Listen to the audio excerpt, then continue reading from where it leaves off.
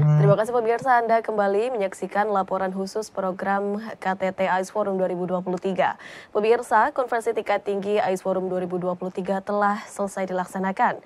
Gelaran AIS Forum memang berlangsung memiliki 4 rangkaian side event yang berlangsung, salah satunya ialah AIS Youth Conference yang berlangsung pada tanggal 6 hingga 8 Oktober 2023. Indonesia sebagai inisiator KTT AIS mengirimkan salah satu delegasi sebagai perwakilan Indonesia, dan sudah bersama saya pada hari ini dengan Mbak Nur Anissa Salim selaku delegasi KTT AIS Youth Conference. Kita sapa terlebih dahulu. Assalamualaikum, selamat malam Mbak Anissa. Selamat malam Mbak Bilkis. Baik, Mbak Nisa ini tentunya uh, memberikan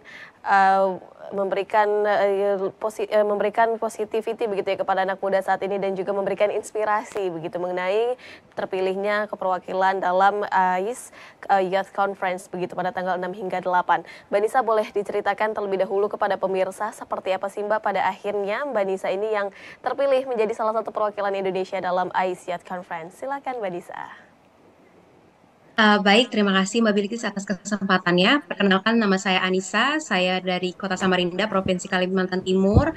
Mungkin dalam proses pendaftarannya, pada umumnya saya mendaftar secara online di websitenya AIS Sekretariat.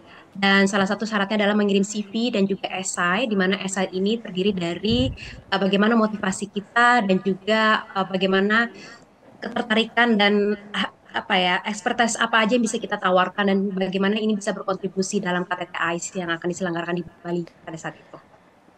Baik, mengikuti seleksi seperti pada biasanya begitu ya Mbak, yang mengikuti melalui Iya, administrasi, kemudian juga iya. dipilih dari riwayat begitu. Kemudian kalau boleh diceritakan lagi Mbak Nisa, esai yang Mbak Nisa ajukan kepada panitia ini membahas isu apa nih Mbak? Karena memang di ICE ini kan ada empat ini Mbak ya, empat tematik fokus. Salah satunya itu ada fokus good governance on ASEAN. Ya. Jadi saya memilih tematik fokus good governance karena saya memang ketertarikan kepada isu kebijakan. Jadi saya menjelaskan inisiatif-inisiatif yang telah saya lakukan gitu. Kebetulan saya juga memiliki proyek yang fokusnya itu tentang bagaimana membuat kebijakan terkait Blue Economy Development karena saat ini saya memiliki grants dari institusi saya di Hawaii sebanyak $2.000.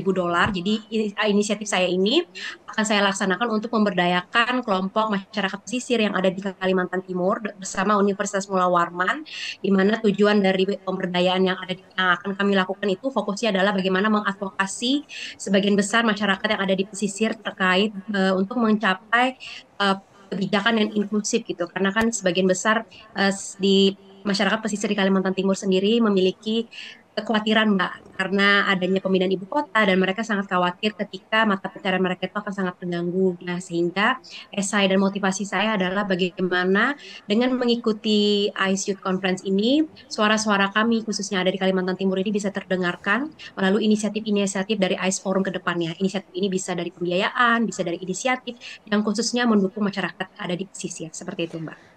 Baik, sehingga berangkat dari kekhawatiran lingkungan sekitar ini kemudian menjadi inspirasi untuk dibawakan dalam AIS Youth Conference untuk dapat didiskusikan lebih lanjut begitu ya Mbak Nisa, mengenai apa nih setelah ini langkah yang akan dilakukan Ya. ataupun kebijakan yang akan diberikan oleh pemerintah mengenai kekhawatiran yang telah diutarakan sebelumnya. Lantas Mbak Nisa, selama KTT Youth Conference yang telah berlangsung, sebetulnya isu apa saja yang dibawakan oleh Mbak Nisa dan juga teman-teman yang ada di sana Mbak? Baik, jadi sebenarnya Mbak di ICE Youth Conference ini kita tuh memiliki empat isu yang memang itu sudah terintegrasi dari ICE Forumnya. Yang pertama itu adalah Ocean Based Climate Action, yang kedua adalah Sustainable Blue Economy, dan yang ketiga adalah Marine Pollution Eradication, dan yang terakhir adalah Good Ocean Governance. Jadi masing-masing dari 26 delegasi dari seluruh negara keterwakilan ICE Forum, Karibian, Pasifik, kemudian juga ada negara dari Asia Timur, Asia Tenggara, dan kami memilih dari empat itu yang mana kita memiliki ketertarikan. Kebetulan saya sendiri sebelum saya um, jelaskan sebelumnya bahwa saya memilih tematik good ocean governance, sehingga dalam perumusan kebijakan itu kami semua memiliki hak untuk mendukung apa saja inisiatif-inisiatif yang harus dilakukan oleh ICE forum ke depannya.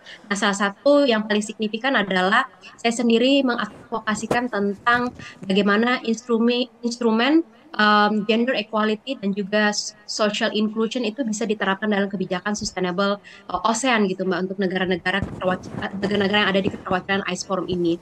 Kemudian saya juga berkontribusi bagaimana ke depannya ICE Forum juga bisa menginvestasi tentang adanya teknologi, science, and information, di mana ketiga ini sangat berperan penting dalam pembuatan kebijakan yang berbasis data. Karena kita ketahui bahwasannya isu kelautan, climate change, itu adalah isu yang sangat krusial saat ini, karena tidak hanya kita berbicara tentang sains pendekatannya, tapi kita juga perlu mempertimbangkan aspek tren ekonomi, politik, sosial, sehingga kami butuh mengemphasize gitu bagaimana teknologi dan inovasi ini dapat membantu pembuatan kebijakan yang berbasis data dan bisa align dengan tantangan-tantangan global seperti itu, Mbak. Baik, Bang, membahas mengenai teknologi dan juga inovasi terkait dengan kelautan saat ini.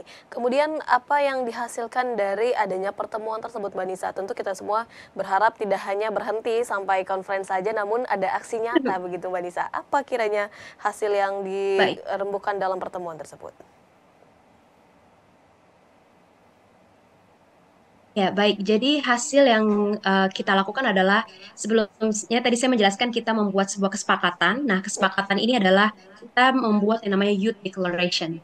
Jadi Youth Declaration ini adalah salah satu kerangka yang cukup kuat secara hukum, sehingga Youth Declaration ini dari suara yang kita wakilkan, baik itu Ocean-based climate action, sustainable blue economy, marine pollution eradication, and good ocean governance.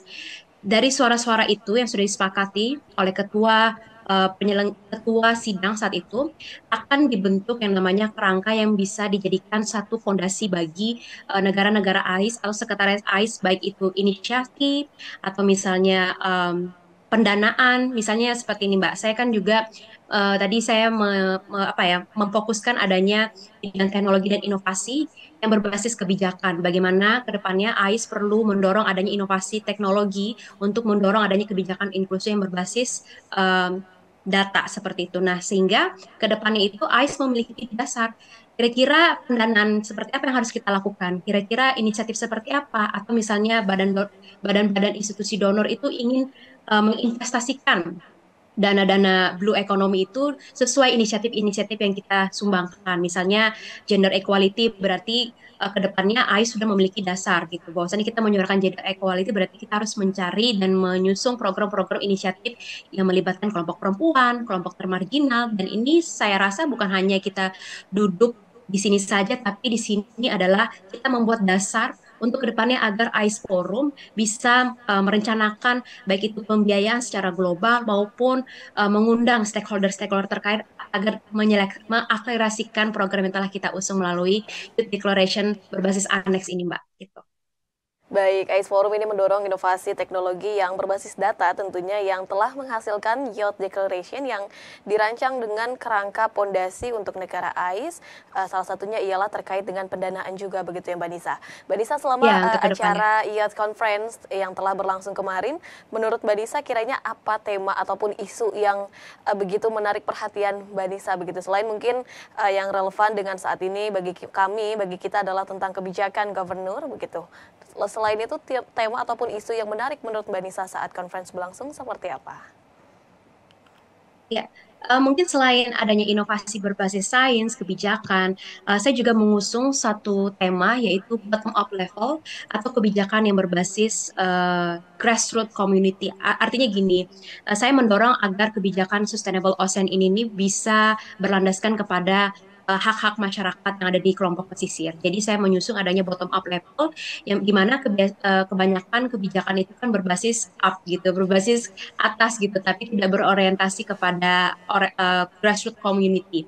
Sehingga saya mendorong adanya kebijakan yang berbasis bottom up level dengan mengoptimalkan community empowerment itu sebagai uh, toolsnya, approach-nya gitu. Kenapa community empowerment itu sangat penting dalam pembuatan kebijakan, apalagi ketika kita menyusung yang namanya sustainable ocean gitu. Karena community empowerment itu tidak hanya kita memberikan peningkatan kapasitas terhadap masyarakat pesisir, tapi di situ kita juga bisa mengoptimalkan kemampuan kita ketika kita melakukan community empowerment, kita bisa mengidentifikasi kesenjangan-kesenjangan apa saja yang saat ini masih dirasakan oleh masyarakat pesisir. Apakah mereka bisa mengakses blue economy yang sangat inklusif, apakah mereka bisa mengakses sumber-sumber daya ekosistem kelautan yang dengan baik, apakah mereka bisa beradaptasi dan mitigasi dalam menghadapi krisis iklim ini. Saat ini kan kebanyakan di negara-negara berkembang semuanya itu mereka memiliki masalah yang sama. Artinya masyarakat pesisir saat ini mereka masih sangat termarginalkan, mereka tidak bisa didengar oleh pembuatan kebijakan sehingga hal yang sangat signifikan ketika dalam berdiskusi, ketika kita membuat kebijakan, saya mendorong agar adanya pembuatan kebijakan yang berbasis community empowerment sehingga kebijakan itu tidak hanya dari atas sumbernya tapi juga bersumber dari bawah melalui community empowerment itu sendiri, Mbak Bilkis. Terima kasih. Baik, mendorong kebijakan berbasis community empowerment karena memang untuk bagian community ini yang paling istilahnya yang paling mengerti keadaan situasi terkini yang Ya, ada di lapangan betul, begitu ya Mbak Nisa betul, ya. betul, Dan betul sekali, kiranya Mbak. bagaimana dengan respon dari para peserta yang hadir pada di sana Mbak Nisa menanggapi isu yang dibawakan oleh Mbak Nisa mewakili Indonesia, seperti apa respon dari teman-teman yang hadir? Saya kira kita sama-sama saling berkolaborasi. Mungkin kebanyakan beberapa delegasi mereka memiliki latar belakang berbasis sains, mereka berbasis bisnis, dan saya berbasis advokasi policy. Jadi kami pun memiliki kesempatan bertukar pikiran, melakukan inovasi dan transfer informasi yang sebelumnya kita tidak pernah tahu bagaimana pendekatan sains itu seperti apa, misalnya penyerapan karbon dan sebagainya macam. Jadi saya rasa informasi yang saya dapatkan ini adalah sangat berkontribusi juga dengan mereka karena mereka sendiri ketika melakukan inisiasi mereka selalu rata-rata mereka sebagian besar melakukan berbasis sains gitu. Jadi ada salah satu delegasi dari Irlandia pun juga bilang gini sama saya saat itu bahwasannya karena aku pun nggak punya apa ya tidak punya latar belakang kebijakan, jadi dengan adanya yang bisa disampaikan saat ini adalah bisa membantu saya bagaimana apa yang inisiatif yang sudah saya buat secara sains ini bisa mendorong kebijakan dan bagaimana inisiatif sains ini tuh bisa diterima dengan masyarakat maupun pemerintah seperti itu, Mbak. Baik, yang terpenting adalah berkolaborasi baik antara kebijakan Betul, maupun antara sains ini agar dapat ya, mendorong tidak hanya satu hal saja namun bisa secara simultan berjalan. betul. Mbak Nisa, terakhir apa yang ingin disampaikan kepada masyarakat terutama anak muda untuk berani mengutarakan keresahannya begitu Mbak untuk kemudian menjadi pembahasan secara internasional yang seperti sudah Mbak Nisa lakukan, apa yang bisa disampaikan kepada masyarakat terutama anak muda? Saya pikir untuk semua masyarakat, khususnya yang ada di Indonesia, kita sendiri adalah generasi muda yang sangat berpotensi karena Indonesia semakin hari, semakin ke depannya memiliki kesempatan internasional sehingga apa yang ingin saya tekankan kepada anak muda, tetaplah berkarya dan ikutin semua passionmu meskipun passion kita misalnya saya kebetulan latar belakang saya adalah ilmu sosial dan ilmu politik kemudian saya berkecimpung di isu perubahan iklim kemudian isu kelautan gitu jadi semakin hari ketika kita berbicara krisis iklim global pembangunan berkelanjutan itu tidak hanya membahas satu tematik fokus saja Mbak misalnya kita ingin menyelesaikan isu lingkungan kita tidak hanya melibatkan kelompok sains gitu tapi kita juga perlu melibatkan kelompok dari sektor pendidikan, akademis, kemudian sektor kebijakan, sektor advokasi, sehingga yang perlu kita sampaikan kepada anak-anak muda di luar sana bahwasannya adalah teruslah perkuat skill dan juga keterampilan dan yang paling penting adalah confidence gitu. Jadi bagaimana suara kita bisa didengar adalah ketika kita ya meyakini dengan semua kemampuan yang telah kita miliki ini sangat relevan sehingga kita pun we can be heard into this decision making by publishing. Kemudian yang menurut saya yang paling komponen adalah bagaimana mampu beradaptasi dengan menguasai intercultural skill, baik ketika kita beradaptasi dengan masyarakat, khususnya di grassroots level, maupun kita berinteraksi dengan level pemerintah. Karena itu sangat sulit sekali ya Mbak, ketika kita berada di, karena saya basisnya kebanyakan di masyarakat. Ketika kita berada di masyarakat, itu basisnya sangat susah sekali untuk bisa menerima aspirasi mereka, bagaimana mereka bisa didengar. Kemudian dari sektor pemerintah kita perlu juga beradaptasi. Nah, kita perlu yang ada di tengah-tengah, bagaimana menjadi uh, generasi muda yang lebih engagement daripada kita menjadi generasi yang sangat mainstreaming seperti itu. Baik, ini saatnya bagi yang muda ini untuk bekerja sama dalam lintas sektor, kemudian memperkuat skill dengan beradaptasi untuk terus menjalankan visi Indonesia dan juga visi yang diajukan oleh ICE Youth Conference bersama. Terima kasih banyak sekali lagi Mbak Nisa selaku delegasi Indonesia di ICE Youth Conference yang telah bergabung bersama kami pada hari ini. Terima kasih banyak Mbak Nisa, salam sehat selalu, selamat malam. Terima kasih Mbak, saya selamat malam. Dan pemirsa, kami akan kembali dengan informasi lainnya, tetaplah bersama kami.